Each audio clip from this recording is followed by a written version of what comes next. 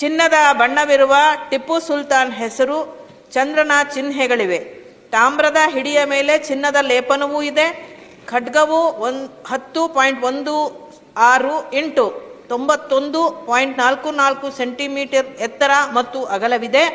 ಹಿಂದಿನ ಕಾಲದಲ್ಲಿ ಸ್ಥಳೀಯ ತಂತ್ರಜ್ಞಾನಗಳೊಂದಿಗೆ ವಿಶೇಷ ಸ್ಟೀಲ್ನಿಂದ ತಯಾರಿಸಲಾಗಿದೆ ಎಂದು ಚಾರಿತ್ರಿಕ ಹಿನ್ನೆಲೆ ಹೊಂದಿರುವ ಈ ಖಡ್ಗದ ಮೇಲೆ ಟಿಪ್ಪು ಸುಲ್ತಾನ್ ಹೆಸರು ಸಹ ಇರುತ್ತದೆ ಎಂದು ತಿಳಿದು ಬಂದಿದೆ. ಮೇಲೆ ತಿಳಿಸಿದ ಖಾಸಗಿ ಸಂಸ್ಥೆಯವರು ಈ ರಾಜವಂಶದಿಂದ ಇದನ್ನು ಖರೀದಿಸಿ ಸಂರಕ್ಷಿಸಿ ಇಟ್ಟುಕೊಂಡಿದ್ದಾರೆ ಎಂದು ತಿಳಿದು ಬಂದಿದೆ. 1799ರಲ್ಲಿ 4ನೇ ಆಂಗ್ಲೋ ಮೈಸೂರು ಯುದ್ಧದಲ್ಲಿ ಟಿಪ್ಪು ಸುಲ್ತಾನ್ ಮರಣ ಹೊಂದಿದಾಗ ಖಡ್ಗವು ದಿವಾನ್ ಪೂರ್ಣಯ್ಯರವರಿಗೆ ಸಿಕ್ಕಿತು ಎಂದು ಹೇಳಲಾಗುತ್ತಿದೆ.